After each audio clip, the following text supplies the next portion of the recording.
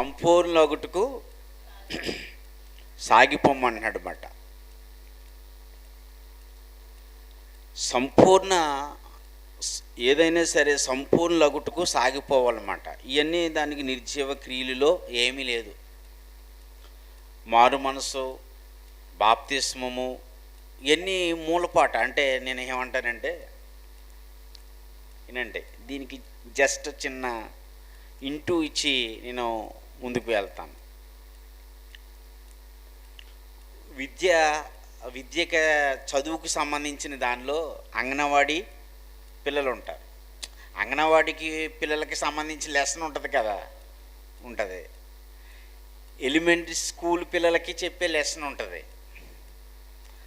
అలాగే high school ఉంటుంది, college ఉంటుంది. కానీ వీళ్ళందరూ వారు చదివినటువంటి సిలబస్ వేరు.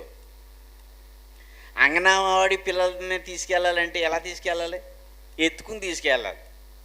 గుడ్లు కొరకో లేకపోతే ఉప్మా పిండి కొరకో తీసుకెళ్ళాలి. ప్రియులారా, ఇక ఎలిమెంటరీ స్కూల్కి వెళ్ళేటప్పటికి వాళ్ళు హై స్కూల్కి వెళ్ళేటప్పటికి ఎన్ని పలకల బద్దలు కొడతారో వాళ్ళకే తెలీదు అండి. ఎన్ని కణికలో ఎన్నో కొన్ని ఇవ్వాలి వాళ్ళకి. కానీ డిగ్రీకి వెళ్తారు చూసారా, ఇంటర్మీడియట్ 2 సంవత్సరాలు, డిగ్రీ 4 సంవత్సరాలు. అది తనకి తీసుకునే తన లైఫ్ టర్నింగ్ పాయింట్ అక్కడి నుంచి ఉంటుంది అన్నమాట. డిగ్రీలో నుండి ఉంటుంది. అప్పుడు ఒరే పుస్తకాలు కొనుక్కోరా, కాలేజీకి వెళ్ళరా, బాగా చదువుకోరా అని తల్లిదండ్రులు డిగ్రీలో ఉన్న వాళ్ళకి చెప్పకలేదు. ఎందుకంటే ఆ లైఫ్ ఏంటనేది, జీవితం ఏంటనేది అర్థమైపోద్ది అన్నమాట. క్రైస్తవ్యం కూడా ఇలాగే చెప్తున్నాడు. ముందు ఏమున్నాయి? నిర్జీవ క్రియలు ఉన్నాయి.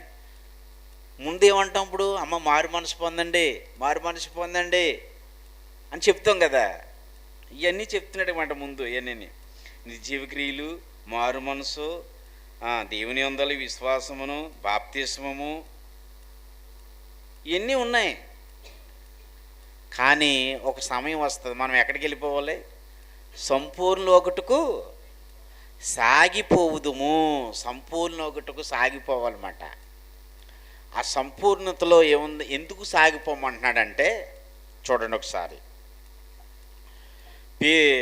తిమోతి మొదటి పత్రిక, సంపూర్ణలగుటకు సాగిపోవాలన్నమాట. తిమోతి మొదటి పత్రిక 2వ అధ్యాయము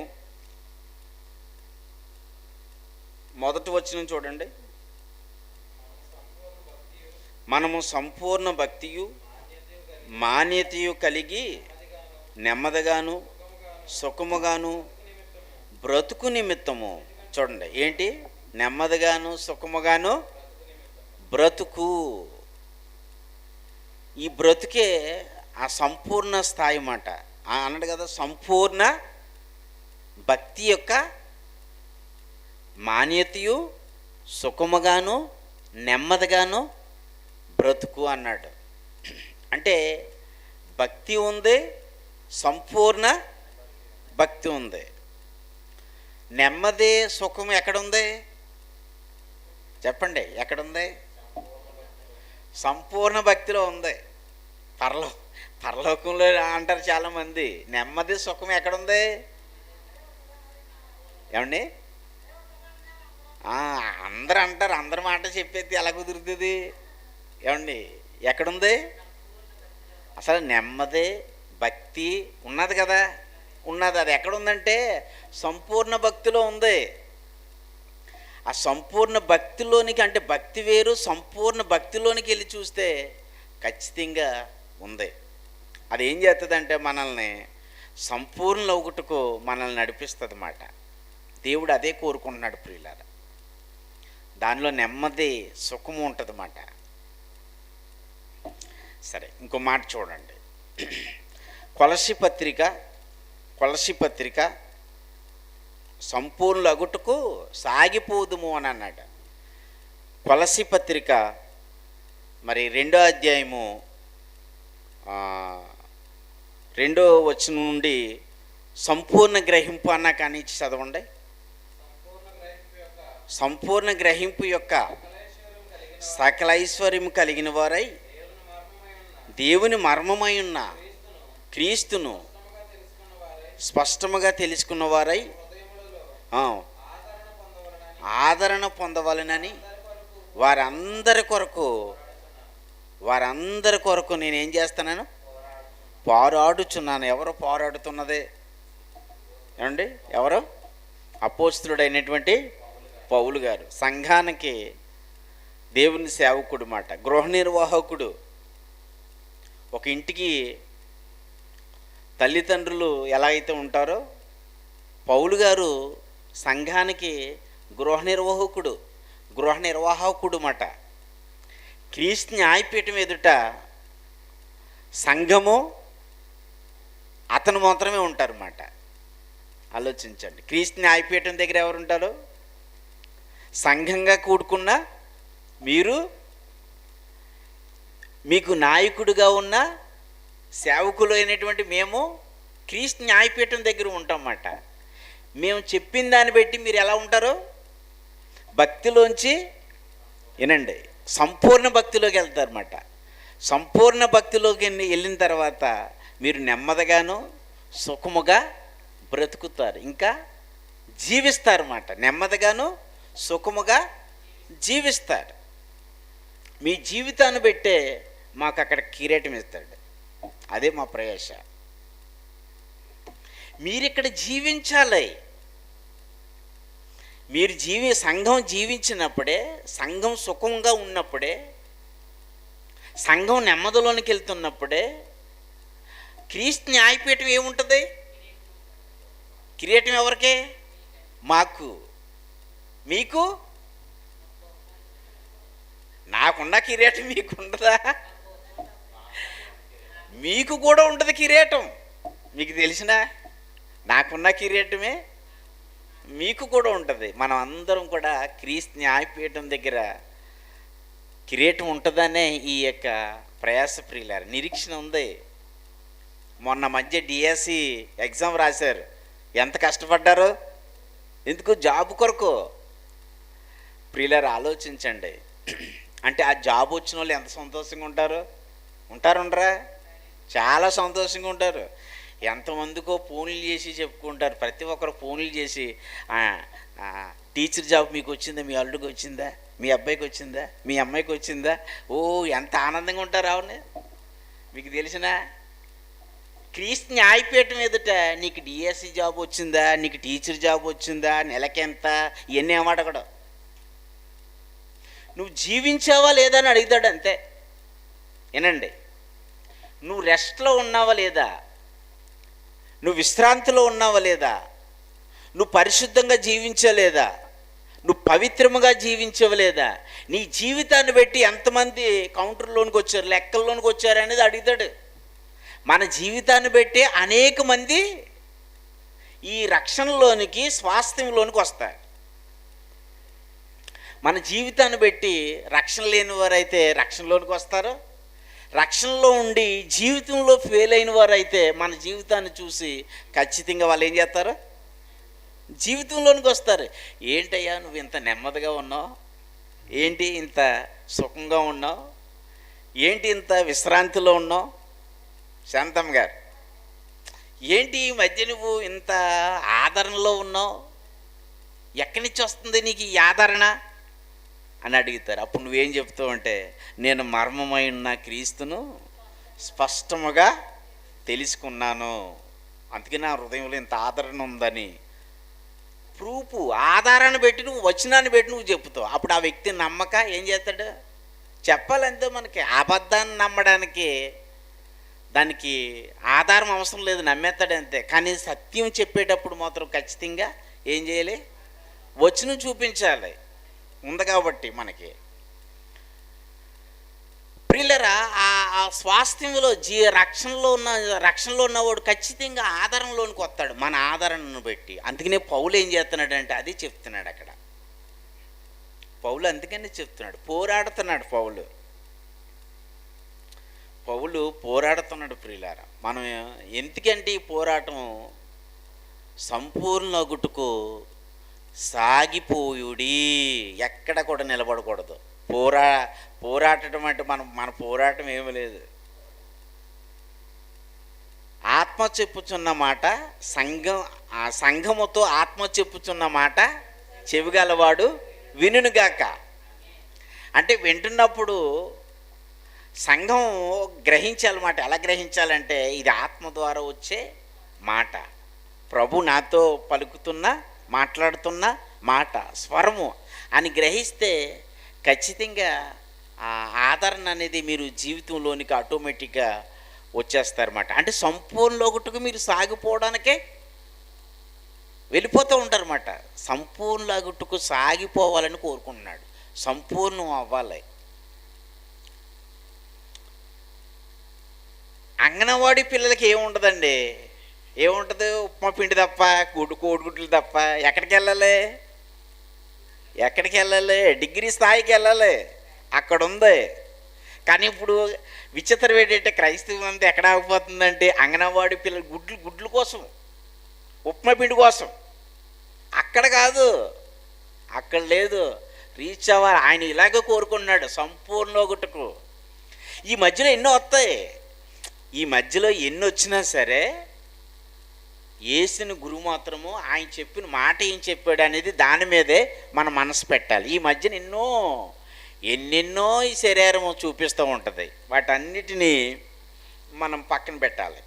ఎందుకంటే మరి అసలేంది ఉంది కదా, మరి అసలేంది ఉంది, దాన్ని పట్టుకోవాలి తప్ప ఎందుకు ఈ కోడిగుడ్లు శనగపిండిని?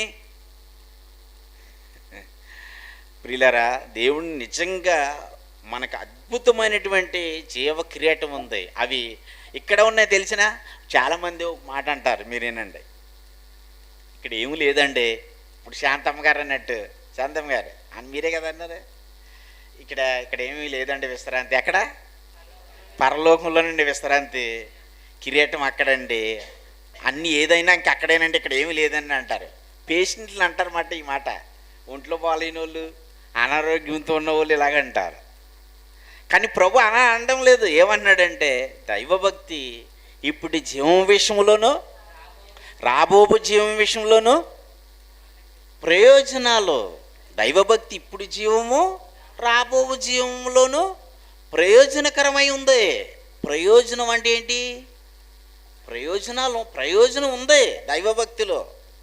ఈ జీవితంలోనూ కూడా ప్రయోజనాలు ఉన్నాయి.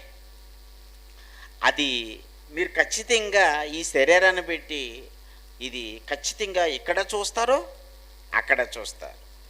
అది ఎగ్జాంపుల్కి ఇక్కడ చెప్పాడు కదా, నెమ్మదే సుఖము. నెమ్మది సుఖం కంటే ఇంకేముందండి బాబు? ఈ నెమ్మది సుఖం కొరకే కదా. ఇప్పుడు డిఎస్సి జాబ్ అన్నా సరే, ఇప్పుడు నెలకి 50,000 సంపాదించాలన్నా, 1,00,000 రూపాయలు సంపాదించాలన్నా, వయసు అయిపోయిన తర్వాత పెన్షన్ ఉంటుందని, అంతే కదా. ఇప్పుడు జాబ్ అంటే ఏంటనుకున్నారు? ఇవన్నీ ఉంటాయని.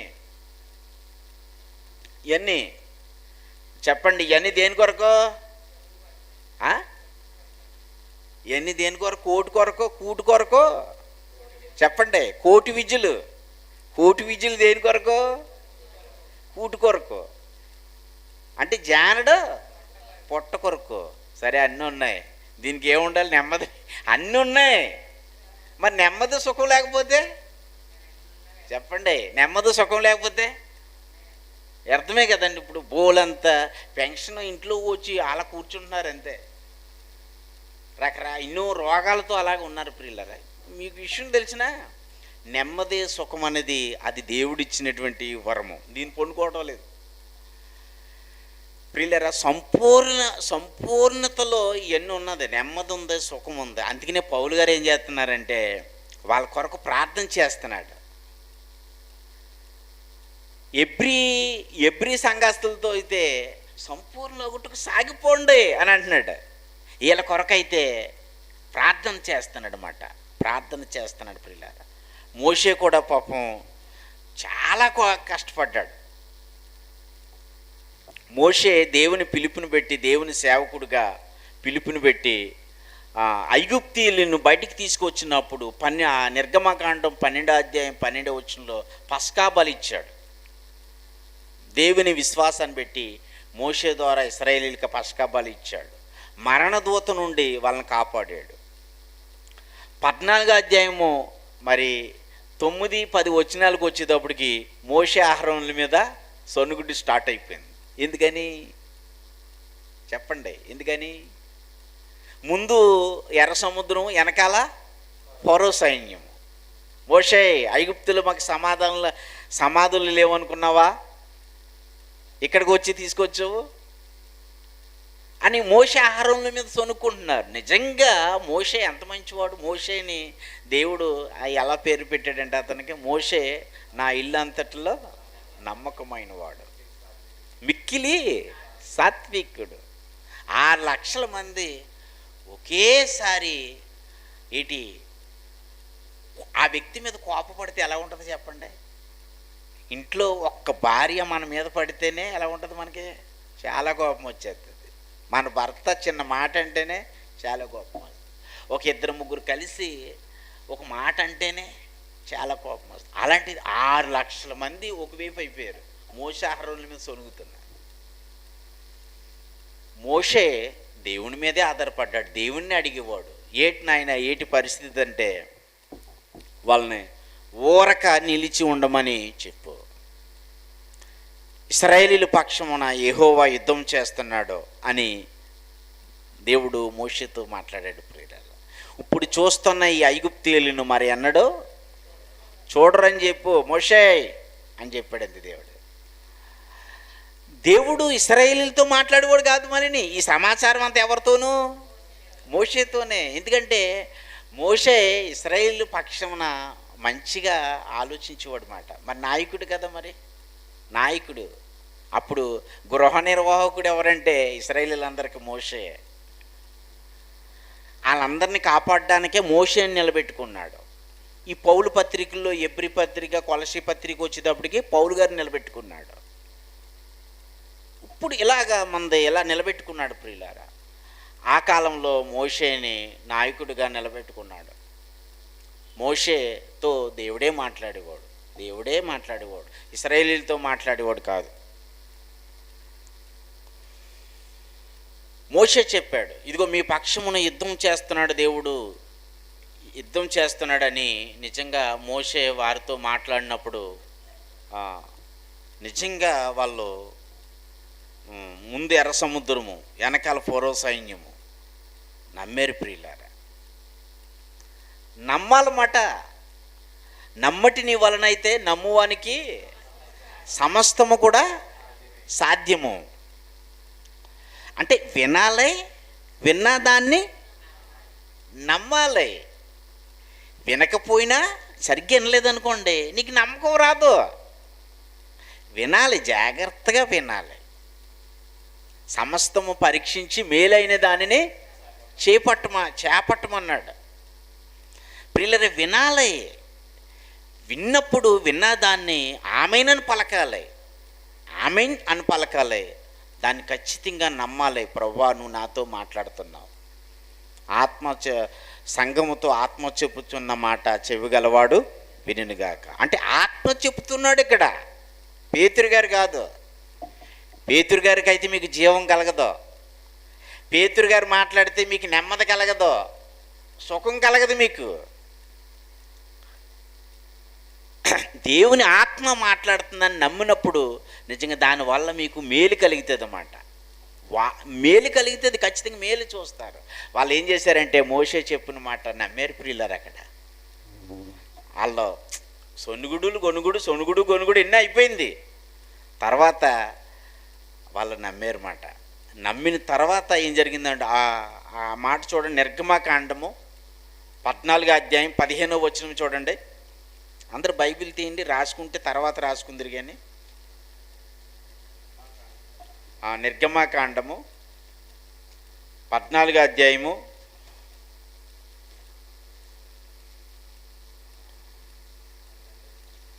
15వ వచనం అండి.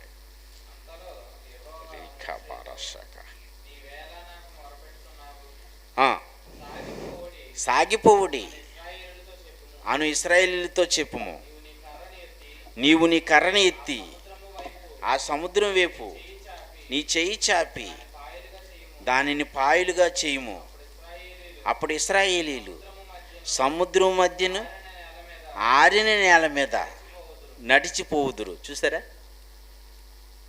ఆరిన నేల మీద నడిచిపో. నమ్మటి నీ వలన అయితే నమ్మువానికి సమస్తం కూడా సాధ్యం. ఓపుకుండాలి. మీకు విషయం తెలిసిన సాగిపోండి అని అన్నాడు అంతే, వెనక్కి తిరిగి చూడకూడదు, ఇంకా పరిస్థితులను చూడకూడదు. దేవుడు ఏమన్నాడు అక్కడ? 6 లక్షల మందిని మోషే ఉన్నాడు, మోషే ప్రార్థన చేశాడు. దేవుడు మోషేతో ఏమన్నాడు? సాగిపోండి అంటే సాగిపోవాలంతే. మోషే ఏం చెప్పాడు ఇశ్రాయేలుతోటి? అదే చెప్పాడు, సాగిపోండి. 6 లక్షల మంది, 100, 200, 1000 చెప్పండి. 6 లక్షల మంది సాగిపోతే ఎంతవరకు సాగుతారు? సాగిపోయారంతే, ఇంకెనక్కి తిరిగి చూడలేదు. ఇంకా దేవుని మాట మీద నిలబడ్డారు. ప్రియులారా, ఆలోచించండి. పరిస్థితులను చూడలేదు అక్కడ వాళ్ళు, ఎర్ర సముద్రం చూడలేదు. ఒకసారి మీకు ఇంకా అర్థమవుతుంది. ఎబ్రీ పత్రిక 11వ అధ్యాయం 11 వచనం చూడండి, మీకు అక్కడ మళ్ళీ ఆన్సర్ క్లియర్గా ఉంటుంది అన్నమాట.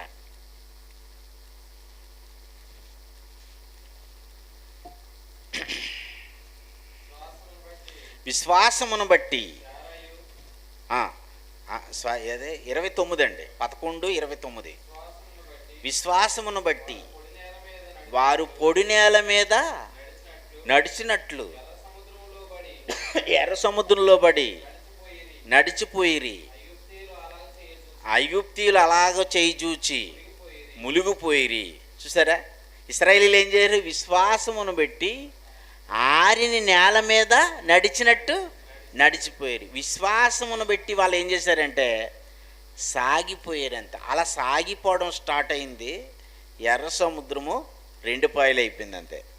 ఇటుపక్క అటుపక్క గోడల వలె ఉంది. వారు నడిచే మార్గం ఎలాగైంది? ఆరిన నేలగా అయిందన్నమాట. దేవునికి స్తోత్రం. దానిలో నుండి ఇశ్రాయేలీయులు నడిచి వెళ్ళిపోయారంత, ఆరిన నేల మీద నడిచినట్టుగా వెళ్ళిపోయారంత, అవతలకి వెళ్ళిపోయారంతే. ఎలా సాధ్యమైంది అది? విశ్వాసమును బట్టి అంతే, సాగిపోయారంతే. అదే మాట ప్రియులారా, సంపూర్ణ వగుటకు సాగిపోవాలన్నమాట. ఆ సాగిపోవడం అనేది ఎవరికి ఉందంటే విశ్వాసులైన వారికే వర్తిస్తుంది. నువ్వు విశ్వాసము కాబట్టి నువ్వేం చేయాలి? వెనక్కి తిరిగి చూడకూడదు. నువ్వు నీతిమంతుడు కాబట్టి, మీరు పరిశుద్ధులు కాబట్టి, మీరు కుమారులు కాబట్టి స్వాధీనం చేసుకోవాలంతే, మరి వెనక్కి తిరిగి చూడకూడదు. వెనక్కి తిరిగి చూస్తే మనం సంతోషంగా ఉండలేం, వెనక్కి తిరిగి చూస్తే మనం ఆనందంగా ఉండలేం. గుర్తుపెట్టుకోండి. అన్యజనుడు ఉన్నాడు చూడండి, ఆడు ఫుల్గా బ్రాందీ తాగుతాడు, ఆనందంగా తాగుతాడు, మళ్ళీ అవును కదా.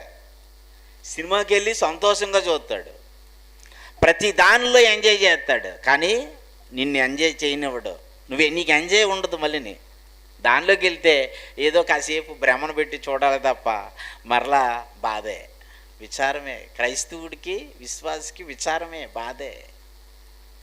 దానిలో సంతోషాన్ని ఎతకూడదు మనము. ప్రియులారా, మనము ఇక్కడ చెప్తున్నాడు మాట, అన్యజనుడు లోకంలో ఉండి సంతోషిస్తాడు, కానీ మనము సంతోషించలేము దానిలోని. కానీ మనకలాగా వాడు సంతోషించలేడు. మళ్ళీ యేసు ప్రభువారిని విశ్వసించకుండా సంతోషించలేడు. గుర్తుపెట్టుకోండి. మరలా వాడు సంతోషించాలంటే వాడు ఏం పొందాలి? యేసు ప్రభువారిని విశ్వసించాలి, యేసు ప్రభువారిని అంగీకరించాలి. విశ్వసించి అంగీకరించి రక్షణ పొందుకుని కుమారుడుగా అయిన తర్వాత వాడు సాగిపోవడానికి ప్రయత్నం చేయాలి. అదే కదా అన్నాడు. ఇప్పుడు ఉన్నారు ఎవరు? ఐగుప్తీయులు. ఏనండి, ఐగుప్తీయులు ఏం చేస్తున్నారు? వీళ్ళు చేయడం చూశారు వాళ్ళు, అవునా కదా. ఎవరు? ఇశ్రాయేలు సాగిపోవడం చూశారు. సాగిపోవడం చూసి వీళ్ళని ఫాలో అయిపోయారు మాట, వీళ్ళని మాదిరిగా తీసుకున్నారు. ఎవరు? ఐగుప్తీయులు. అక్కడ అలా రాయబడి ఉంది. వారు కూడా మళ్ళీ చదవండి అన్నమాట. నెక్స్ట్, వారు కూడా అలాగ చేయి చూచి మునిగిపోయిరి. మూసేశారేటి? చదవండి.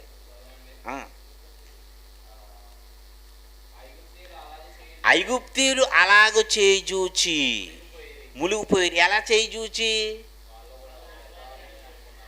ఇశ్రాయేలీలు ఎలాగ నడిచారో వీళ్ళు కూడా అలా ఏమైపోయారు? మునిగిపోయారు మాట ప్రియులారా. కాబట్టి అన్యజనుల్లాగా కుదరదు అది. మనం వాళ్ళకలాగాము వాళ్ళలో ఉండి మనం సంతోషించలేము. కాబట్టి ప్రియులారా, మనకి ఏదైనా సరే విశ్వాసాన్ని పెట్టే. కాబట్టి ప్రభువు మనకి ఇచ్చిన దానిని బట్టి మనము సంపూర్ణ లొగుట్టుకు ముందుకు వెళ్ళిపోవాలే తప్ప వెనక్కి తిరిగి చూడకూడదు.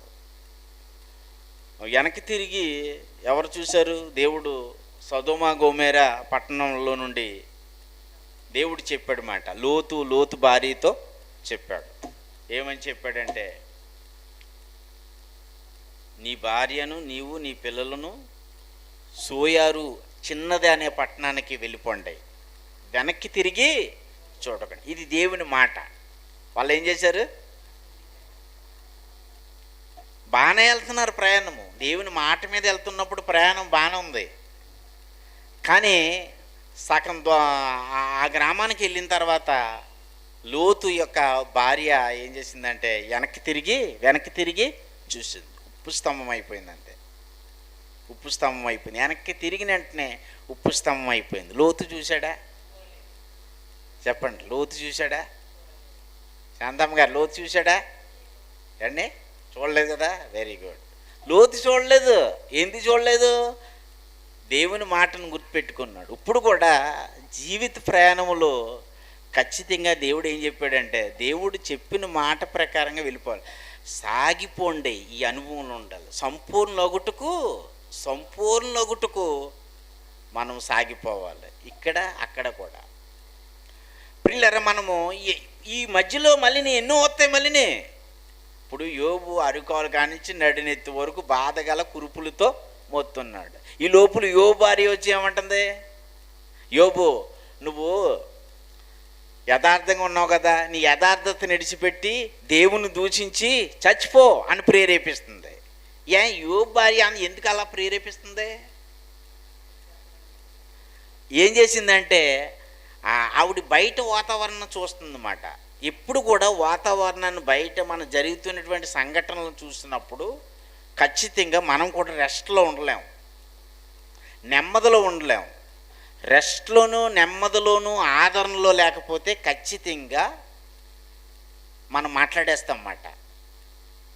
రోమా 8:12 ఏమన్నాడు? శరీరమును అనుసరించి మాట్లాడుటకు మనం శరీరమునకు రుణస్థులము కాము. అంటే నోటు దగ్గరికి వచ్చేసినా సరే మాట్లాడకూడదు. మాట్లాడేవా అయిపోయింది అంతే. ఇంకా వీళ్ళని ఆలోచించండి, మాట్లాడితే అయిపోయింది అంతేనండి. ఇంకా ఇప్పుడు యోబు భార్య అలా ఉంది, కానీ యోబు అన్నాడా? అనలేదు. మూర్ఖురాలు కూడా అనలేదు. అన్నాడా? అనలేదు. ఏమన్నాడు? మూర్ఖురాలు మాట్లాడినట్టుగా నువ్వు మాట్లాడుచున్నావేంటి? మన మూర్ఖులం కాదు కదా అని అన్నాడు యోబు. యోబు కంటే గొప్ప మార్గంలో, గొప్ప సందేశంలో మనం ఉన్నాం. ఇప్పుడు కొత్త నిబంధనలో ఉన్నాం ప్రియులారా. యోబుకైతే ఉత్తరవాది లేడు. మనకెవరున్నారు? ఇప్పుడు ఉత్తరవాది ఉన్నాడు, ఆదరణకర్త ఉన్నాడు. ఇప్పుడు ఇంకా మన ఫౌండేషన్ చాలా బాగుంటుంది. కానీ యోబు భార్య అలా మాట్లాడడానికి గల కారణం ఏంటంటే, వాతావరణం చూసిన వాళ్ళు ఎప్పుడు కూడా నెమ్మదిగా ఉండలేరు. అది గుర్తుపెట్టుకోండి. లోతు భార్య కూడా వెనకాల ఏముందో అంటే, వెనకాల ఏముంటుంది? ఐగుప్తు అన్న. అసలు లోతు అబ్రహాము దగ్గర ఉన్న లోతు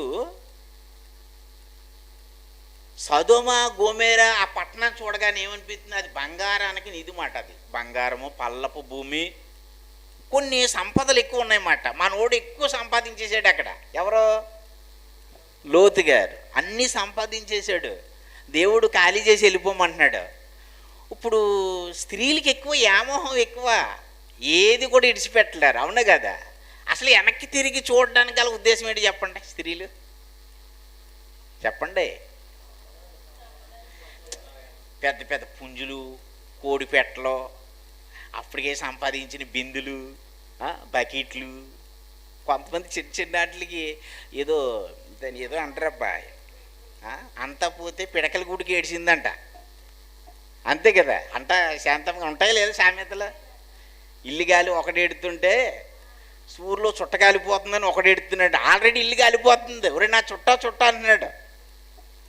అలాగే లోతు భార్య అక్కడ సదోమ గోమేరుల ఆ పట్టణంలో ఉన్న అగ్ని గంధకాలు పడిపోయి కపాలాలు పేలిపోతున్నాయి, కాలిపోతున్నాయి. అక్కడ ఈవిడేం చేస్తుంది, ఎక్కడో మరి ఇంట్లో ఉంటాయి ఉండవా, ఇత్తడి సొమ్ము, బంగారము, ఏదో ఒకటి ఉంటుంది మొత్తం. మరి వెనక్కి తిరగడానికి గల మనసు ఎందుకు వచ్చింది చెప్పండి? ఎందుకు వచ్చింది?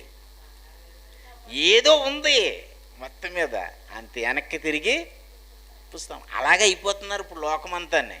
అదంతా భ్రమ ప్రియులారా.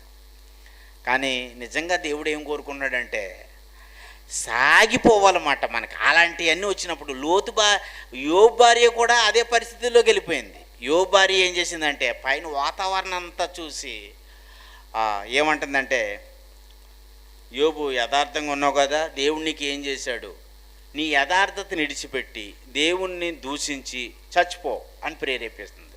ఒకటి, యథార్థతని విడిచిపెట్టడం అంటే దేవుని వాక్యం, దేవుని మాట వినలేదనుకోండి, ఆటోమేటిక్గా ఇప్పుడు యథార్థతలోంచి మనం తప్పిపోతామన్నమాట. ఇప్పుడు ఈ రకంగా ప్రేరేపిస్తాడు అపవాది. ఆ యోబు భార్యతో, యోబుతో ఆ రకంగా మాట్లాడింది.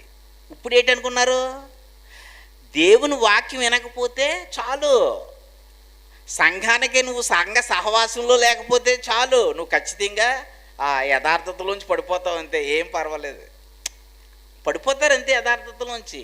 మళ్ళీ యథార్థతలో ఎలా పడిపోతాం అనేది ఏం కాదు, వర్తమానం వినకపోతే యథార్థతలోంచి తప్పిపోతాం. అప్పుడు తర్వాత ఏం చేస్తామంటే దేవుని దూషిస్తాం మనము. చచ్చిపోవడం అంటే ఆత్మహత్య చేసిపోయి చచ్చిపోవడం కాదు. ఎలా ఉంటుంది పరిస్థితి? ఆత్మహత్య చేసి చచ్చిపోవడం కాదు. కొరింథీ మొదటి పత్రిక 11వ అధ్యాయము 30వ వచనం ప్రకారంగా, మీలో అనేకులు బలహీనులు, రోగులు, చాలామంది నిద్రించుచున్నారు. చచ్చిపోతాం అంతే. అంటే మనం ఏంటంటే పాపం చేసేస్తామన్నమాట. పాపం చేసిన తర్వాత చచ్చిపోతాం, మళ్ళీ ఆత్మీయంగా చచ్చిపోతాం. మళ్ళీ ఇంత ఈ వాతావరణాన్ని ఎప్పుడైతే మనం ఇలా చూసామో ప్రియులారా, మన జీవితాలు ఇలాగైపోతాయి. అయితే ప్రభు నిజంగా ఈ వచనాలను పెట్టి మీరు ప్రభువుని స్తుతించండి. మనం ఎలా ఉండాలని కోరుకుంటున్నాడంటే ఆయన సాగిపోవాలని కోరుకున్నాడు. సాగిపోతేనే మనకి అద్భుతమైనటువంటి ద్వారాలు ఏర్పడతాయి. తెలిసిన సాగిపోయే అనుభవంలోనికి మనం వెళ్ళిపోవాలి. చిన్నవి కాదు, అంగన్వాడీ పిల్లల్లాగా, ఎలిమెంటరీ స్కూల్ పిల్లల్లాగా, హై స్కూల్ పిల్లల నుండి డిగ్రీ స్థాయిలోనికి వెళ్ళే పిల్లల, డిగ్రీ కంప్లీట్ అయింది అనుకోండి, ఏమవుతుంది, జాబ్ వస్తుంది, జీవితంలోనికి వెళ్తావు నువ్వు. పిల్లలు మనకు అదే చెప్తున్నాడు దేవుడు. మనకి ప్రభు ఇచ్చినది అది, మనల్ని సాగిపోమ్మంటున్నాడు అన్నమాట. నిజంగా ఎర్ర సముద్రం దాటిన తర్వాత వాళ్ళు ఎంత ఆనందంగా ఉంటారో తెలిసిన, ఎంత ఆనందంగా ఉంటారండి. అది ఆనందంగా ఉంటారు, ఉండరా? చాలా ఆనందంగా ఉంటారు వాళ్ళు. ఆ ఆనందంతో పాటలు పాడారు కూడా. ప్రియులారు, ఇప్పుడు కూడా దేవుడు మనతో మాట్లాడుతున్నాడు. 2 రిఫరెన్స్లు నేను చూపిస్తాను, ప్రార్థన చేద్దాము. ఒకసారి ఆ మాట చూడండి. ఎఫెసీ పత్రిక 3వ అధ్యాయము, ఎఫెసీ పత్రిక 3వ అధ్యాయము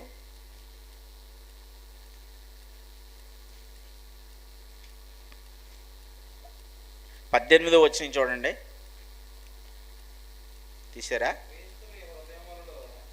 క్రీస్తు మీ హృదయములలో విశ్వాసం ద్వారా నివసించినట్లు తన మహిమైశ్వర్యము చెప్పున మీకు దయచేయవలెననియు, మీరు దేవుని సంపూర్ణతయందు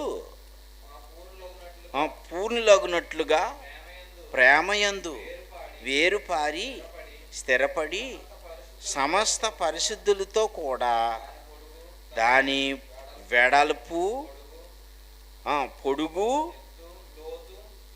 పొడుగు లోతు ఎత్తు ఎంతో గ్రహించుకున్నట్టుకును జ్ఞానమునకు మించిన క్రీస్తు ప్రేమను తెలుసుకున్నట్టుకును తగిన శక్తి గలవారు కావాలననియు ప్రార్థించుచున్నాను. ఇక్కడ చూసారా, మళ్ళీ పౌలు గారు ప్రార్థిస్తున్నారు, గృహ నిర్వాహకుడు ప్రార్థిస్తున్నాడు.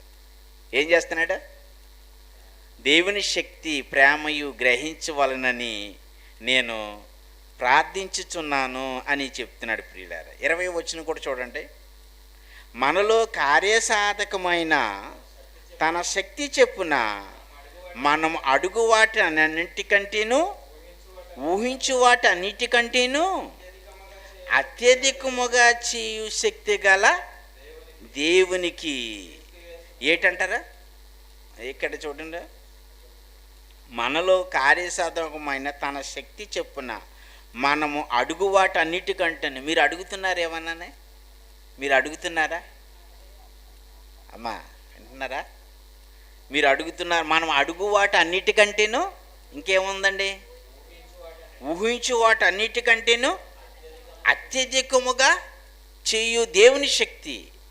అంటే మనం అడుగు వాటి అన్నిటికంటేను ఊహించు వాటి అన్నిటికంటేను అత్యధికంగా దేవుని శక్తి. అవన్నీ ఎవరు పొందుకుంటారు చెప్పండి?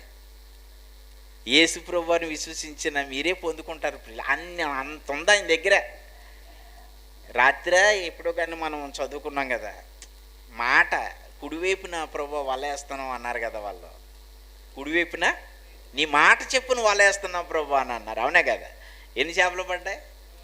153 గొప్ప చేపలు. వల కూడా పగిలిపోకుండా ఆయనే సహాయం చేశాడు. అవునే కదా? మీకు అంత శక్తి లేకపోతే ఆయన ఎత్తాడు. ఆయన గొప్ప కార్యాలు అన్నీ ఉన్నాయి.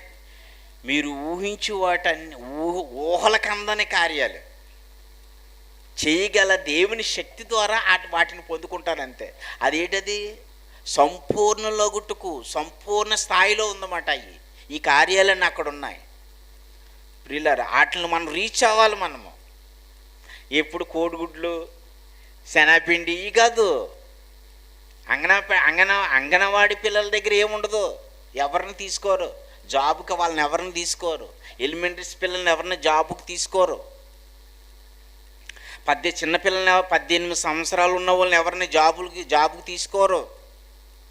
ఎప్పుడు తీసుకుంటారు చెప్పండి? వయసు రావాలి, డిగ్రీ స్థాయిలోకి వెళ్ళాలి. మనం ఇలా లోకపరంగా ఒకసారి ఆలోచన చేస్తే కనుక ప్రియులారా, మనకి ఎలాంటి శక్తి ఉండాలంటే దేవుడు ఆయన చెప్తున్నాడు ఇక్కడ చూడండి, తన శక్తి చెప్పున మనము అడుగు వాటి అన్నిటికంటేను ఊహించు వాటి అన్నిటికంటేను అత్యధికముగా చేయు శక్తి గల దేవునికి. అత్యధికముగా చేయు శక్తి, ఊహించు వాటి అన్నిటికంటేను అడుగు వాటి అన్నిటికంటేను దేవుడు అంత గొప్ప కార్యాలు చేస్తాడనమాట. గొప్ప కార్యాలు ఎలా చేస్తాడంటే, ఎప్పుడు చేస్తాడంటే, దాని పైన ఉంది చూడండి, అక్కడ ఏం చెప్పాడంటే, ప్రేమయందు వేరుపారి స్థిరపడి సమస్త పరిశుద్ధులతో కూడా దాని వెడల్పు పొడుగు లోతు ఎత్తు ఎంతో గ్రహించుకున్నట్టుకును జ్ఞానమునకు మించిన క్రీస్తు ప్రేమను తెలుసుకున్నట్టుకును. జ్ఞానమునకు మించిన క్రీస్తు ప్రేమ. దేవునికి స్తోత్రం. ఏముండాలి మనకి? ఇప్పుడు ఇవన్నీ ఎప్పుడు దొరుకుతాయి? గొప్ప కార్యాలు అన్నాం కదా, అప్పుడు ఊహించి వాటిని అడిగి వాటి అన్నిటికంటేనే ఎప్పుడు ఉంటాయంటే క్రీస్తు ప్రేమ. క్రీస్తు ప్రేమను తెలుసుకున్నట్టుకు, క్రీస్తు ప్రేమ నువ్వు తెలుసుకున్నప్పుడు క్రీస్తు ఎంత ప్రేమించాడో అంతగా మనం ప్రేమలోనికి మనం వెళ్తున్నప్పుడు అప్పుడు ఉంటాయి ఆయన కార్యాలు మనకు అనుగ్రహిస్తాడు. క్రీస్తు ప్రేమలో నిమగ్నం అయిపోవాలి ప్రియులారా. నిజంగా అది మీకు కొలతను పెట్టేస్తాడు అన్నమాట. అది కొలతను పెట్టేస్తాడు. ఎలాగిస్తాను అన్నాడు? ఎంత వచ్చిందనన్నా మీది వర్తమానం? నీ మొబైల్ ఎలాగే ఉండి ఇలాగా, నీ మొబైల్ ఎలాగే ఉండి టైం ఓకే రా. చూసారా, సరే, అర్థమైంది. ఏమన్నాడు? క్రీస్తు ప్రేమను తెలుసుకున్నట్టుగా. ఎలా తెలుసుకోగలుగుతాం? క్రీస్తు ప్రేమ అనేది కొలత ఉంటుంది. ఆయన చెప్పాడు కదా, ఏమన్నాడు? ప్రేమయందు వేరుపారి స్థిరపడి సమస్త పరిశుద్ధులతో కూడా దాని వెడల్పు, పొడుగు, లోతు, ఎత్తు ఎంతో గ్రహించుకునిచున్నాము. అంటే ఏంటి? ప్రేమ యొక్క వెడల్పు, పొడవు, లోతు, అంత లోతుల్లోనికి తీసుకెళ్ళిపోతాడు ప్రియులారా. అప్పుడు లోతుల్లోకి వెళ్ళిపోవాలి మనము. కొలతలు కూడా చెప్తున్నాడు చూసారా? ప్రేమకే కొలతలు కూడా చెప్తున్నాడు చూసారా? ఇప్పుడు యెహెజ్కేలు గ్రంథం చూడండి. యెహెజ్కేలు, అమ్మా దేవుని కుమారి ఇను, నీకు ఆ మాట ఇను. యెహెజ్కేలు గ్రంథం 47వ అధ్యాయము 3వ వచనం చూడండి. 3, 4, 5 వచనాలలో అక్కడ చెప్తాడు మళ్ళీ. అప్పుడు జస్ట్ అలాగా మనకి అర్థం అవడానికి, ఆ మనుషుడు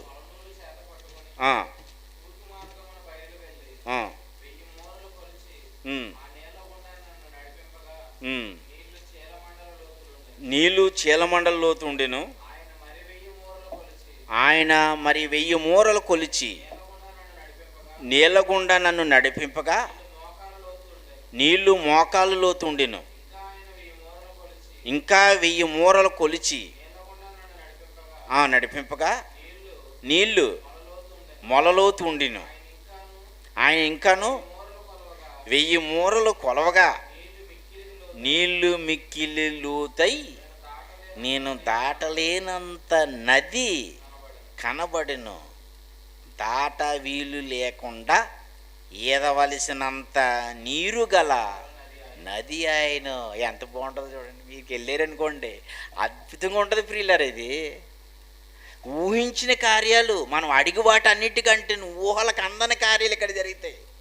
అది పరిశుద్ధాత్మ నడిపిమాట. యెహెజ్కేలుతో దేవుడు మాట్లాడు. యెహెజ్కేలుని దేవుని నడిపింపమాట. చీలమండలం లోతు చెప్పండి. మనం ఏ మండలం లోతులో ఉన్నాం? మనము చీలమండలం లోతు చెప్పండి. మోకాళ్ళ లోతు మనం చెప్పాను కదా, కరుణ్ కుమార్కి చెప్పాను. ఇంకా మొలలోతు, ఈద ములిగే లోతు, ఈదలేనంత లోతు. ఈ లోతు ఎంత అద్భుతంగా ఉంటుందో తెలిసిన ఇంకేమీ కనపడవు మీకు. ఇక్కడే ఉంది నెమ్మదే సుఖము, ఇక్కడే ఉన్నాయి సంపూర్ణమైనటువంటి ఈవులు. ఎవరు పొందుకుంటారంటే సంపూర్ణ ఒగటుకు సాగిపోవాలి అనుకున్నవారు మాత్రమే వీటిని పొందుకోగలుగుతారు. ఇప్పుడు నేను అంటున్నాను, సరే మీరు మోకాళ్ళ లోతుకు వచ్చారనుకో, శీలమండల లోతులు ఉన్నవాళ్ళు మీకు ఎదురవుతారు. మళ్ళీ అలా మీ కాళ్ళు అట్టుకుని లాగేస్తారు వాళ్ళు. మీకు అర్థమవుతుందా? ఇప్పుడు మీరు మొల లోతుకు వచ్చారు, మీరు శీలమండల లోతు, మోకాళ్ళ లోతు, మొల లోతుకు వచ్చారు. అమ్మయ్య మొల లోతుకు వచ్చామని మీరు ఏం చేస్తారంటే, ఈ మోకాళ్ళ లోతులు ఉన్నవాడు మీకు ఎదురవుతాడు. మళ్ళీ లాగేయడం అంటే ఏంటి? మిమ్మల్ని రెస్ట్లో లేకుండా అలా రేపుతాడు అంతే. ధర్మశాస్త్రాన్ని రేపునట్టు. ఇదా ఇదే అని మొత్తం మీద కింద మీద పెట్టి ఆ మాటల్లోకి వెళ్ళిపోయి అంత అయిపోతుంది అంత సంబరం. అంటే మళ్ళీ మీరు మొదలుకు వచ్చేస్తారు మళ్ళీని. అలాగ అయిపోద్ది భక్తి. అలా ఉన్నది ఇప్పుడు అంతానే. కానీ మొన్న కూడా చెప్పాను మీకు. మొన్న కూడా ఎలా వచ్చిందంటే, అందరూ కూడా చీలమండలం లోతులే ఉన్నారు, కానీ ఒక మార్గం లేదు. అంటే మొల లోతునిచ్చి మోకాళ్ళ లోతులోంచి మొల లోతుకి వెళ్ళాలి, మొల లోతులోంచి ఈదలేనంత లోతు. అక్కడ దేవుని గొప్ప కార్యాలు ఉన్నాయి సంగతి ఎవరికి తెలీదు. ఎందుకంటే ధర్మశాస్త్రంలో ఉన్నారు కదా. ధర్మశాస్త్రంలో ఉన్న బోధకులు తాళం చేయి ఎత్తిపోరాళ్ళు.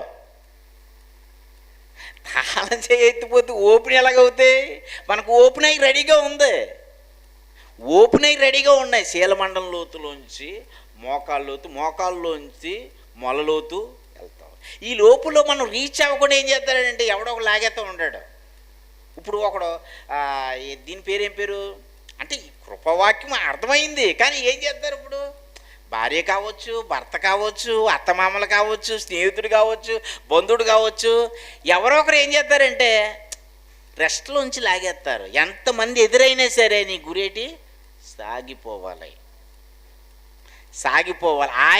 ఆగి వెనక్కి తిరిగి చూసావా ఆగి వెనక్కి తిరిగి చూస్తే టైం వేస్ట్ అవుతుంది అంతే. దేవుడు అబ్రహాముకి వాగ్దానం చేశాడు, నీకు నేను కుమారుని పుడతానని. కుమారుడు పుడతాడు అంతే నీకు అని వాగ్దానం చేశాడు. నీ సంతానం ఆకాశ నక్షత్రాల వలె ఉంటుంది అన్నాడు. ఈ మధ్యలో శారాయి మాటిని ఆగరుతో పోయాడు.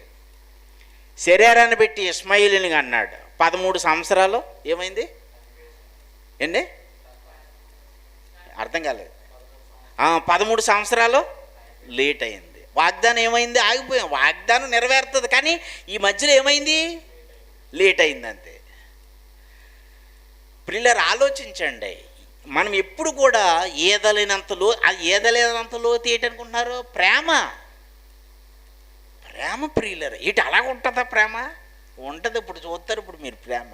అంత ప్రేమ ఉంది ప్రియులారా, అంత ప్రేమిస్తాం. అదే కదా అంటున్నాం మనము.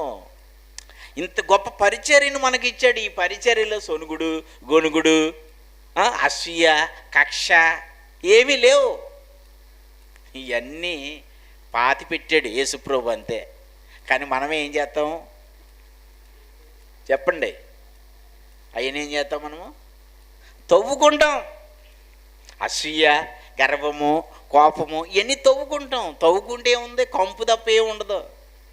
చచ్చినోడి దగ్గరికి వెళ్ళి రేపు ఎల్లుండో ఒరే ఏంటి ఎంక్వైరింగ్ చేసి ఏంటి పోలీస్ డిపార్ట్మెంట్ వాళ్ళు వెళ్తారు కదా, ఏదన్నా వీళ్ళకి ఎంక్వైరింగ్ చేసినప్పుడు నిర్ధారణ రాలేదనుకో చచ్చినోడిని కూడా బయటికి తీస్తారు. చచ్చి పాతి పెట్టిన 2-3 రోజుల తర్వాత లేపితే ఎలా ఉంటుంది? కంపు. మన కంపులాగా చేయలేదు ఆయన, సువాసనగా చేశాడు. అద్భుతంగా చేశాడు. మనము పరిమళ వాసనగా చేశాడు. కానీ ఈరోజు క్రైస్తవం అంతా ఎలా ఉంది చెప్పండి? చచ్చిన వారుగా ఉన్నారు మీరు. పాపములోను అపరాధములోను ఆల్రెడీ చచ్చిన వారైనటువంటి మనల్ని ఆయన బ్రతికించాడు. మరలా కంపులోనికి వెళ్తున్నారు చాలామంది. తవ్వుకుంటున్నారు ఆయనని. సమాధుల దగ్గర తవ్వుకుంటున్నారు. ఈస్టర్ దగ్గరికి వెళ్ళి ఈస్టర్ వచ్చినప్పుడు ఎక్కడికి వెళ్తారు? ఈస్టరు శ్మశానం దగ్గరికి వెళ్తారు.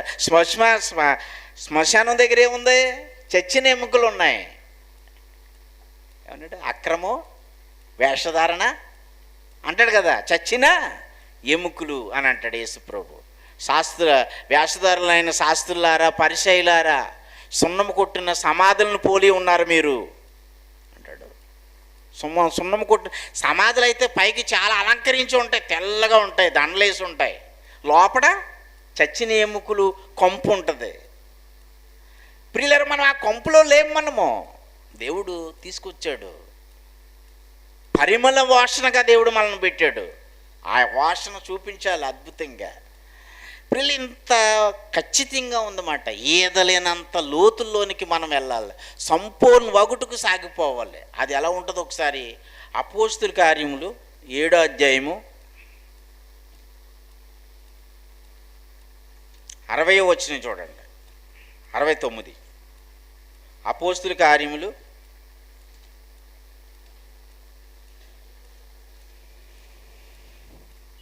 తీసారా? 7వ అధ్యాయము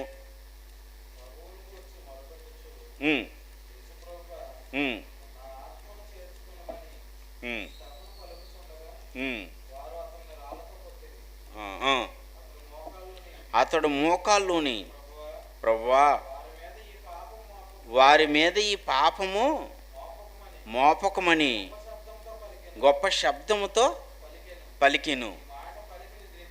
ఈ మాట పలికి నిద్రించును. ఇక్కడ ఉండండి ఒకసారి. ఈ మాట అది మీకు ఆ మాట అర్థమైపోయింది కదా? మాట మీకు అర్థమైందా? ఏం చేస్తున్నారు స్టెఫన్ గారిని? స్టెఫన్ గారు వాక్యం చెప్తున్నాడు మాట. స్టెఫన్ వాక్యం చెప్తున్నప్పుడు ఏం చేస్తున్నారు? స్టెఫన్ మీద పండ్లు కురికారు. స్టెఫన్ మీద పండ్లు కురికారు. అన్ని విధాలుగా హింసించారు. రాళ్ళు ఇచ్చి కొట్టారు. కొడుతున్నప్పుడు స్టెఫన్ ఏం చేస్తున్నాడు? మోకరించి, యేసుప్రభువా యేసుప్రభువా ఈ పాపములు వారి మీద మోపకు నాయన అంటున్నాడు. ఇది ఎందుకు వచ్చిందంటే తండ్రి కుడిపార్శ్వమున ఉన్న క్రీస్తును చూస్తున్నాడు అన్నమాట. ఇప్పుడు నిజంగా స్టెఫను అంతలా ఎందుకు ప్రేమిస్తున్నాడు? అది ఎలా వచ్చింది? అది మోకరించి ఈ పాపం వారి మీదకే మోపకు నాయనా అని ప్రేమిస్తున్నాడు ప్రియులారా. ఇది ఎలా వచ్చిందంటే ఈదలేనంత లోతుల్లోనికి వెళ్ళిపోయి అంత అంత ప్రేమను సంపాదించుకున్నాడు. రాయబడి ఉంది కదా అతని గురించి. ఏం రాయబడి ఉంది? 3వ అధ్యాయం 6వ అధ్యాయంలో 3వ వచనం చూడండి. 6వ అధ్యాయం 3వ వచనం పక్కనే ఉంటుంది. అపోస్తుల కార్యములు 6వ అధ్యాయము 3వ వచనం. కాబట్టి సహోదరులారా, ఆత్మతోనూ జ్ఞానముతోనూ నిండుకుని మంచి పేరు పొందిన 7 మనుషులను చూసారా? ఏంటంట అది? దానిపైన ఉన్నది చూడండి. ఆత్మతోనూ స్టెఫను ఆత్మతోనూ జ్ఞానముతోనూ నిండుకుని మంచి పేరు పొందిన 7 మనుషులు. 7 మనుషులలో స్టెఫను ఉన్నాడన్నమాట. స్టెఫను ఏమున్నాయి? స్టెఫను విశ్వాసం ఉంది, ఆత్మపూర్ణుడు, జ్ఞానము గలవాడు. పిల్లలు ఆలోచించండి, ఆత్మపూర్ణుడు, పరిపూర్ణుడు మాట ఎవరంటే స్టెఫను. స్టెఫను ఈదలేనంత లోతులో ఉన్నాడు కాబట్టే నిజంగా అక్కడ రాళ్ళు మీద ఆడుతున్నా సరే యేసుప్రభు ఈ పాపమును వారి మీద మోపకమన్నాడు. యేసుప్రభు వారిని అప్పగించిన ఇస్కరియోతు యోధ ఆయన్ని అప్పగించడానికి సిద్ధపడుతున్నప్పుడు ఇస్కరియోతుని కాపాడాలని యేసుప్రభు ఏం చేశాడు? నన్ను అప్పగించిపోయేవాడు నాతో పాత్రలో చేయి ముంచుతున్నాడు అన్నాడు. అవునా కదా? నన్ను అప్పగించిపోయేవాడు నా పాత్రలో చేయి ముంచుతాడు మొట్టమొదట అన్నాడు. ఎందుకన్నాడు ఆ మాట చెప్పండి? వచ్చిన వెళ్ళిపోయింది. నేను వివరణ ఇస్తున్నా, ప్రార్థన చేస్తాను. చెప్పండి ఎందుకన్నాడు ఆ మాట? చాలాసార్లు అన్నాడు యేసుప్రభు వారు కూడా ఉన్నప్పుడు, ఇదిగో నన్ను అప్పగింపబోయేవాడు మీలోనే ఉన్నాడు, నన్ను అప్పగించిపోయేవాడు మీలోనే ఉన్నాడని ఇస్కరియోతు యోధా గురించి మాట్లాడేవాడు. ఇప్పుడు ఏం చేయాలి ఇస్కరియోతు యోధా?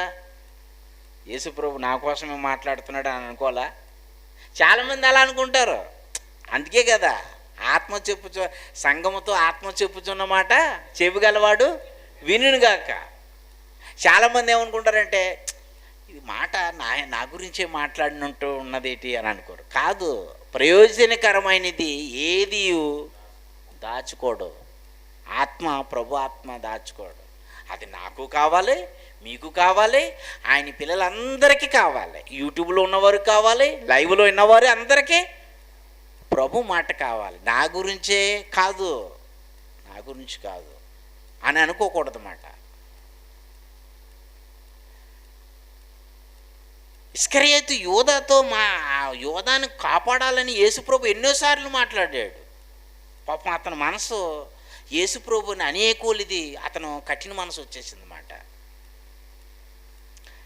యేసుప్రభుని అనేకొలిది కఠిన మనసు అనేది ఇస్కరియోతు యోధాకే వచ్చేసింది. యోధాకు వచ్చిన వలన యేసుప్రభు చివరి ఫైనల్ స్టేజిలో అతను రక్షిందామని నన్ను అప్పగించిపోయేవాడు నా పాత్రలో నాతో పాటు చెయ్యి ముంచుతాడు అన్నప్పుడు ఇస్కరియోతు యోధా కూడా ముంచాడు. అంటే అప్పుడైనా తెలుసుకుని ముంచడము అని అప్పగించడం వెనకాడతాడమని సరే అవుతాడమని ఆలోచించాడు. ప్రియులారా, విషయం ఏంటంటే కానీ అలాగ ముంచేసాడంతే. అలాగా ఇస్కరియోతు యొక్క యోధా మనసు ఏమైపోయిందంటే కఠిన మనసు అయిపోయింది. నిజంగా యేసుప్రభు ఎంత మంచివాడంటే నిజంగా ఆయన పెట్టే మనకి ఈదలేనంత లోతుల్లోనికి నడిపింది. ఆయన ప్రేమ అంతా మనకే ఇస్తాడు, ఇంకెవ్వరికి ఇవ్వడు. ఆయన ప్రేమ ఎంత బాగుంటుందో చూడండి. మోకాళ్ళ మీద ఉండి స్టెఫను ఏం చేస్తున్నాడు? ప్రార్థన చేస్తున్నాడు. ఎంత ప్రార్థన ఎవరు చేయగలుగుతారు? అలాగా ఎవరు చేయగలుగుతారు చెప్పండి? కానీ ఖచ్చితంగా ప్రియులారా, మనకు అలాంటి పరిస్థితులు ఏమి రావో, వస్తాయంటరా. మనకి అలాంటి పరిస్థితులు వాళ్ళు అనుభవించారు.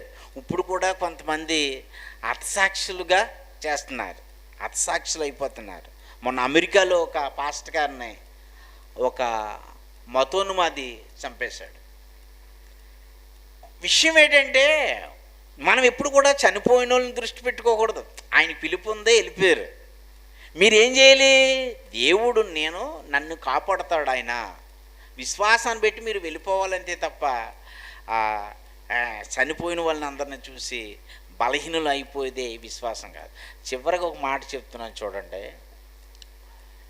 ప్రేమ యొక్క పొడవు, ప్రేమ యొక్క వెడల్పు, ప్రేమ యొక్క లోతు ఇవి ఉన్నాయి ప్రియులారా. ఒకటి ఆగిపోకూడదు. మనము శీలమండల లోతు, మోకాళ్ళ లోతు, మొల లోతు, ఈదలేనంత లోతు మనం వెళ్ళాలి. ఒకేసారి ఆగిపోకూడదు. అక్కడ ఆగిపోతే మళ్ళీ మనకు అక్కడ శరీరం యాక్టివేట్ అయిపోద్ది. పొద్దున్న కూడా చెప్పాను కదా మీకు, పొద్దున్న వర్తమానం దావీదు గురించి వచ్చింది కదా. దావీదు సందర్భం చూడండి. దావీదుని సౌలు తవ్వుతున్నాడు మాట. తవ్వుతున్నప్పుడు దావీదు సౌలుని చంపలేకే కత్తి పట్టుకున్నాడంటే చాలు 10,000 మందిని లేపేసేవాడు. ఎవరు? దావీదు. అలాంటిటప్పుడు సౌలు లెక్క తాడంత ఎత్తుగా ఉన్న బలంగా ఉన్న ఆ గొలియాతునే మరి ఏ ఖడ్గం ఆయుధాలు లేకుండానే ఒక రాయితో చంపేశాడు గొలియాతుని. ఎవరు? దావీదు. అలాంటిటప్పుడు సౌలు లెక్క దావీదుకి. మరి ఎందుకు పరిగెడుతున్నాడు? అతడు సౌలు అభిషేకించబడ, అది ఒక పాయింటే. కానీ నేను ఏమన్నానంటే, దావీదు బత్షెబతో చేసే పాపం తప్ప ఇంక పాపం చేయలేదు. దావీదు నా ఇష్టానుసారమైన వాడు, నా ఉద్దేశములను ఎరిగినవాడు, అతని యందు నేను సాక్ష్యం ఇచ్చుచున్నాను అన్నాడు. దావీదు దేవుని ప్రేమ తెలిసిన, దావీదు దేవుని ప్రేమతో నింపబడ్డాడు. దావీదులో క్రీస్తున్నాడు. ప్రియులారా, అప్పుడు నిజంగా సౌలును చంపడానికి అవకాశం ఉన్నప్పటికీ కూడా సౌలును చంపలేదు, వదిలేశాడు అంతే. తర్వాత అతను దావీదుని చంపాలనుకునే కొలిది కూడా అతనికి దురాత్మ పట్టేసింది ప్రియులారా. అతను తన జీవితం అలాగా ముగిసిపోయిందంతే. కానీ దావీదుని దేవుడు ఏం చేశాడంటే రాజుగా ఇచ్చాడు. ఎప్పుడు కూడా మనము పరిస్థితులు ఎన్ని అయినప్పటికీ వాటిని చూడకుండా ముందుకి సాగిపోవడమే మనం చూసుకోవాలి. సాగిపోవటం మనం చూసుకున్నప్పుడు దేవుడు మన జీవితాలలో, ఇందాక చెప్పాను కదా, ఏంటి మీ నోటుకొస్తే చెప్పండి, మనం అడుగు వాటి అన్నిటికంటేను, ఊహించు వాటి అన్నిటికంటేను అత్యధికముగా చెయ్యు దేవుని శక్తి అవి చేస్తాడు అంతే. సాగిపోయే వారికి చేస్తాడు. ఈదలేనంత లోతుల్లో ఉన్నవారికి ఆయన కార్యాలు చేస్తాడు ప్రియులారా.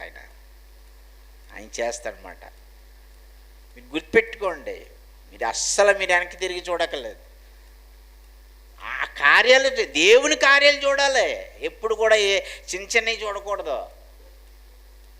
అస్సలు చిన్నవి చూడకూడదు. మనం ఏదో ఉప్మా బడిలోకి వెళ్ళిపోయి ఎదుక్కున్నాయి కాదు, మనం అవన్నీ లోకంలో ఉన్నాయని వెళ్ళిపోతాయి. అత్యధికముగా చేయు శక్తి దేవుని కార్యాలు ఏంటి నా పట్ల ప్రభువా, ఆటలనే చూడాలి. గురి చూసి ఆటలనే మనం పొందుకోవడానికి ప్రయత్నం చేయాలి. ఖచ్చితంగా అవి అనుగ్రహిస్తాడు ప్రియులారా. దేవుడు అలాంటి వారు కావాలనే చూస్తున్నాడు. మోయాబు దేశము నుంచి నయోమి బెత్లెహేమునకు వెళ్ళింది. బెత్లెహేమునకు బయలుదేరుతున్నప్పుడు వార్ప వచ్చి ముద్దు పెట్టుకుని అంతే వెళ్ళిపోయింది. అంతే మళ్ళీ వెనక్కి ఇటు తన దేశానికి. మరి ముద్దు ఎందుకు పెట్టింది చెప్పండి? ముద్దు ఎందుకు పెట్టింది? అది ఏ ముద్దు? అది ఇస్కరియోతు యోధా ముద్దు, ఈవుడు ముద్దు పెట్టింది అంతే. కానీ ఇస్కరియోతు ముద్దు ఇంకా దారుణము. చూసారు, ముద్దు పెట్టి అప్పగించేశాడు ఇస్కరియోతు యోధా. ఈవిడు ముద్దు పెట్టి మోయాబు దేశానికి వెళ్ళిపోయింది. కానీ ఆ రూతు అలా కాదు. రూతు ఏం చేసిందంటే నయోమిని హత్తుకుంది. అది ప్రేమ. ఇది క్రీస్తు ప్రేమ. ఆమెలో రూతులోంచి వచ్చాడు యేసుప్రభు. రూతు క్రీస్తు ప్రేమను కలిగి ఉంది. ఏమన్నదంటే, అత్త నీ దేవుడే అత్త అనలేదు, నిజంగా తల్లి. నీ దేవుడే నా దేవుడు. నీ దేవుడు అంటే ఏంటనుకున్నారు అక్కడ? చూడండి, నయోమి దేవుడు వేరు, నయోమి దేవుడు వేరు, రూతు దేవుడు వేరు. రూతు దేవుడు ఎవరు అనుకున్నారు? అన్యజనులలో.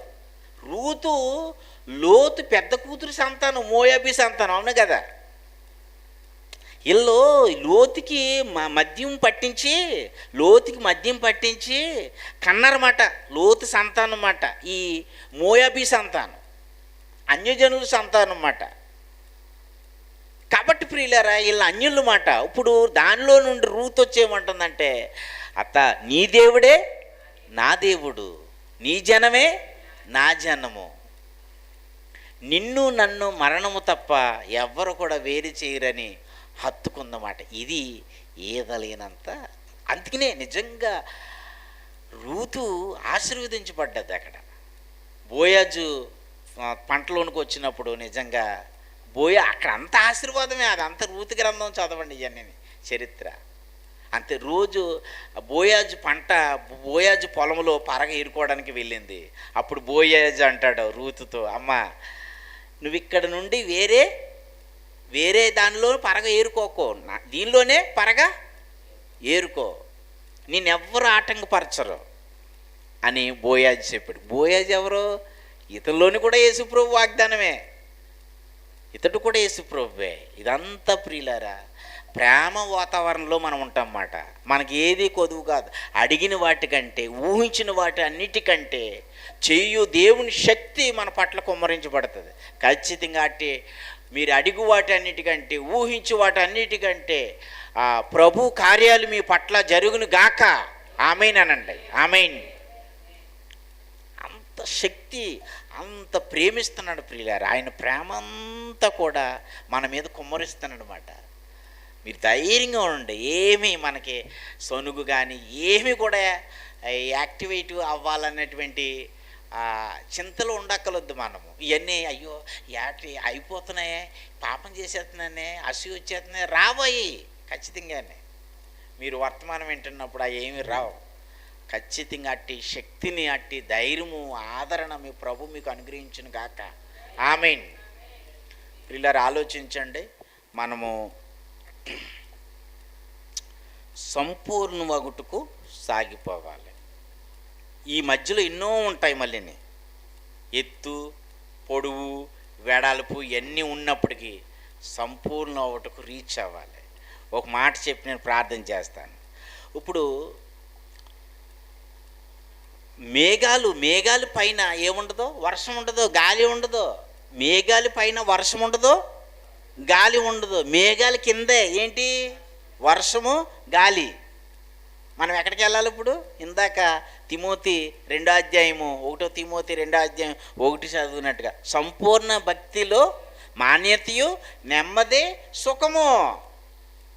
సంపూర్ణ భక్తిలోనే ఏముంది? నెమ్మది, సుఖం ఉంది.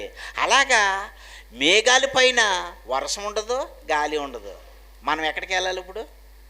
మేఘాల పైనకి వెళ్ళిపోతే అక్కడ నెమ్మది, సుఖము, గాలి, తుఫాను ఎలాగైతే ఉండదో అలాగే మనము సంపూర్ణ భక్తిలోనికి వెళ్ళిపోవడమాట. సంపూర్ణ అగుటకు సాగిపోవాలన్నమాట. సాగిపోవడం ఇప్పుడు కూడా అలవాటు చేసుకోవాలి. నిలబడి ఉండి ఇదేంటి, అదేంటి లెక్కలు కట్టకూడదు అసలు. మీకు అలాంటి ఆలోచనలు కూడా మీకు ఇవ్వకుండును గాక. సాగిపోయే అనుభవం మీకు అనుగ్రహించును గాక. ఆమేన్. ప్రార్థన చేద్దాం.